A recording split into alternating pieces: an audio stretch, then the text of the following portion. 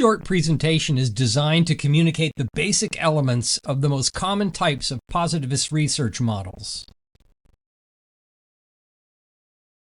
The objectives for Part 2 address the topic area of research design in general, with an emphasis on positivist research designs. This information is directly applied within the development of Project Number 2 as well. The presentation is divided into 5 important topics associated with positivist research. First, there's treatment and control groups and your ability to identify which is which. Then there's threats to validity, and there are different types of threats to validity that you'll need to be able to identify. There's pre-experimental research designs, and those will be the most common research designs that are categorized as pre-experimental. There is experimental designs, and again, we'll be presenting the most common types in educational research. And there's quasi-experimental designs, and those will also be the most common types that are found in education research. The first objective addressed in this section focuses on the difference between treatment and control groups within positivist design models. To help you better understand the difference between treatment and control groups, let's consider a study designed to test the effects of banning cell phones in middle school in this case. Suppose a school district is exploring an option to eliminate cell phones in middle school in an effort to improve student achievement. To determine if such a policy change might be effective, the district hires a researcher to investigate. All 12 middle schools in the district are included in the study.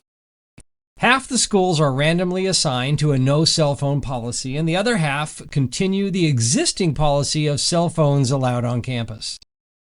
Researchers plan to compare standardized test scores from a beginning of the year pretest with scores at the end of the year to measure overall gains in achievement. In experimental research, some subjects are administered an intervention or experimental stimulus called a treatment, and that's assigned to the treatment group, while other subjects are not administered such an intervention. That would be the control group. In this case, the schools assigned to the no cell phone policy is the treatment group because the policy constitutes an intervention that is different from the existing normal condition. Schools adhering to the existing cell phone on campus policy are the control group. Also, on a side note, the variable cell phone use in this design would be considered the independent variable because it's the variable that the researchers are manipulating or changing. And the student achievement would be the dependent variable because any changes to this variable are presumably dependent on the independent variable. That is, if the hypothesis is correct.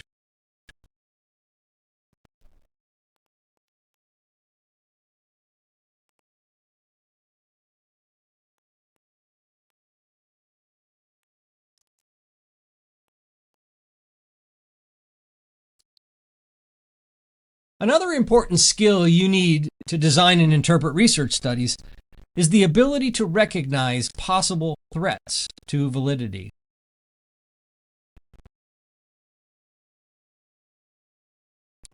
Here's an example of a threat to validity. Suppose the schools in our cell phone study all had roughly the same number of students enrolled, about 300. And suppose at the end of the year, it turned out that the standardized test scores for students in the no cell phone group improved far more dramatically than those in the control group.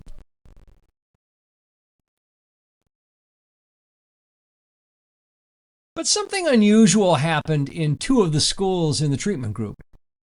2 schools were located in a part of the community serving many migrant farm workers and their families. Children from these homes typically speak English as a second language, who on average struggle with standardized tests due to language issues. But during the year, many of these families relocated out of the community, So the enrollment in these schools dropped dramatically compared to the other schools.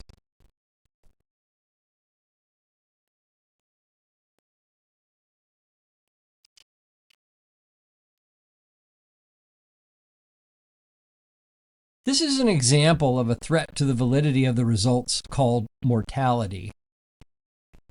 Mortality is differential loss of subjects from a comparison group, also known as attrition.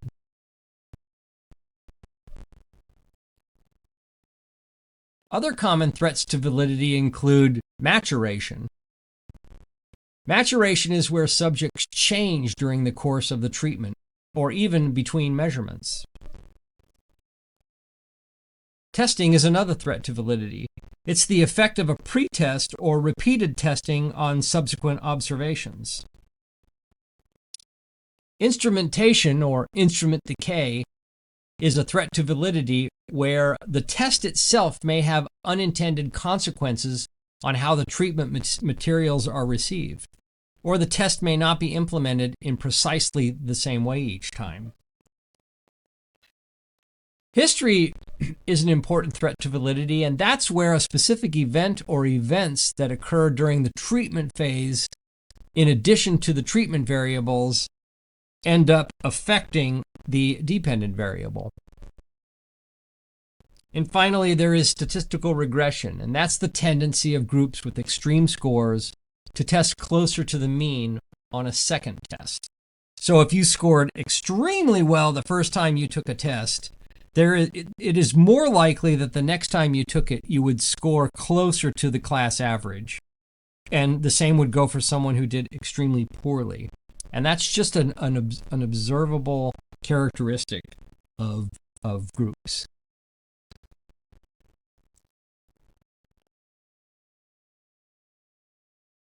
There are many different types of positivist research you must be able to identify. Now, the first category of designs is called pre-experimental. To illustrate the types of pre-experimental designs you must be able to identify, let's consider some treatments that might be worth investigating. So one treatment might be the use of mindfulness meditation practices for kids before tests. Another variable that or treatment that might be of interest would be the impact of AI tutors on learning. And another treatment or intervention could be phonics-based reading curriculum versus an existing one that might be not completely phonics-based.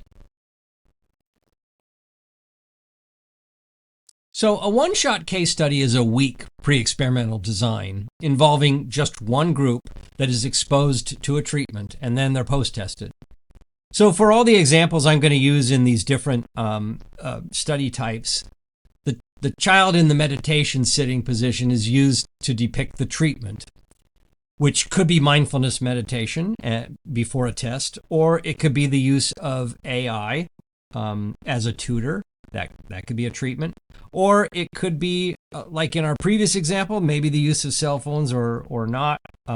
It could be the use of a phonics-based curriculum over one that's might include other angles or options or approaches. But so just whenever you see the child in the sitting, that is the treatment. So in a one-shot case study, you introduce the treatment and then you make observations about it. Related weak pre-experimental design study is the one group pre-test post-test. This design involves one group that is pre-tested, they're exposed to that treatment, and then they're post-tested.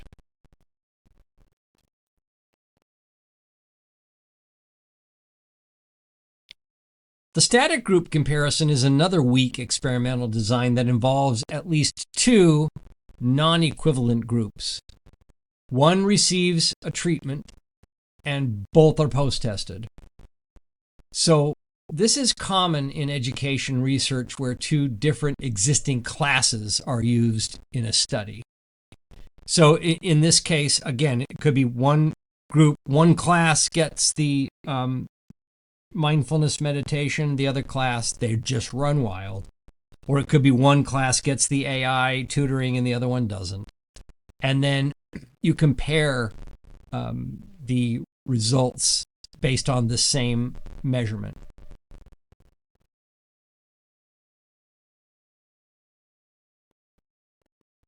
The static group pre-test post-test design is the same as the static group comparison design, except that both groups are pre-tested.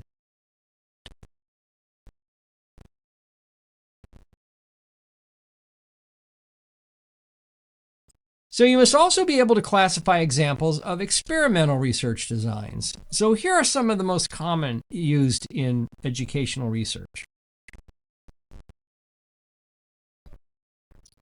First, there's the randomized control group. It's an experimental design involving at least two randomly formed groups.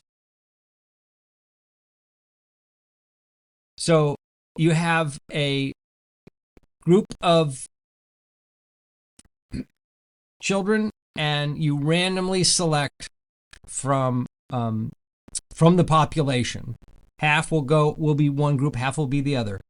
By the way, it's important to note that experimental designs include random assignments. That's a really important key to it being experimental and not pre-experimental.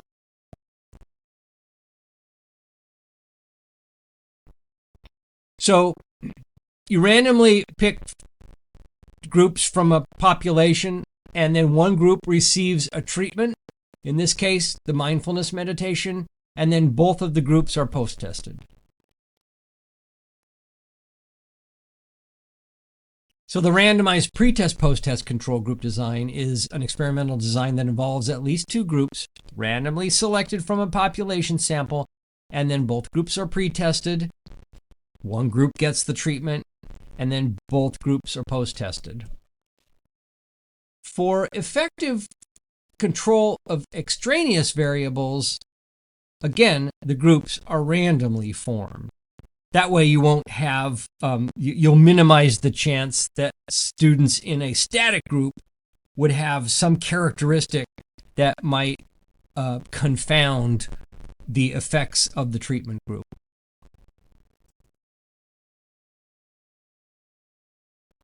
Now, the randomized Solomon 4 group design is an experimental design that involves random assignment of subjects to each of 4 groups. 2 groups are pre-tested, 2 are not.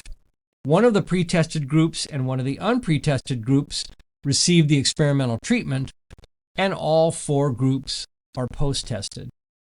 In this way, you can measure any effects or threats to validity due to the testing threat.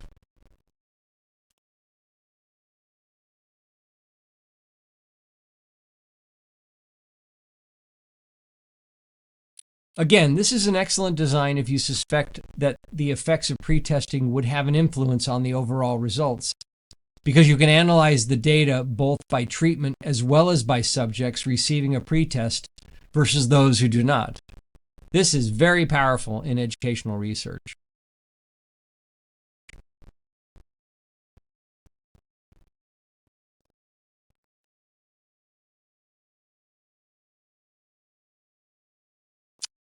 Now, in education, it is often difficult, impossible, or even unethical to randomly assign subjects to treatment or control groups. The quasi-experimental approach addresses designs that do not include random assignment. Matching is a research design where experimental and control group subjects are matched, but not using random assignment. This design can be useful when, for example, researchers want to ensure that experimental and control groups have the same mix of general ability levels. This graphic here depicts matching subjects by ability and then randomly assigning one member of each pair to the treatment group and the other to a control. This is an important variation in design if ability might be a variable that could impact the dependent variable in a way that you don't want it to.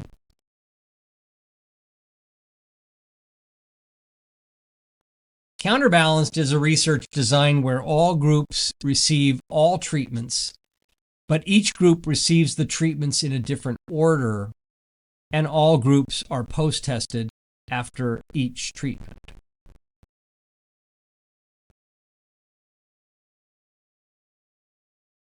The time series design is a research design where all groups receive all treatments.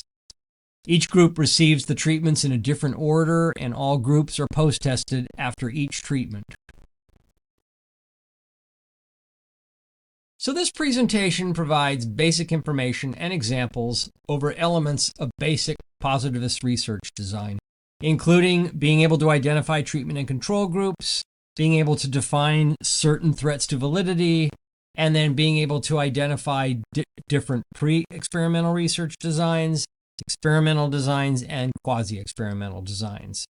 So that's it for part 2. Now, for part 3, you will be learning similar concepts, but they will address interpretive research designs.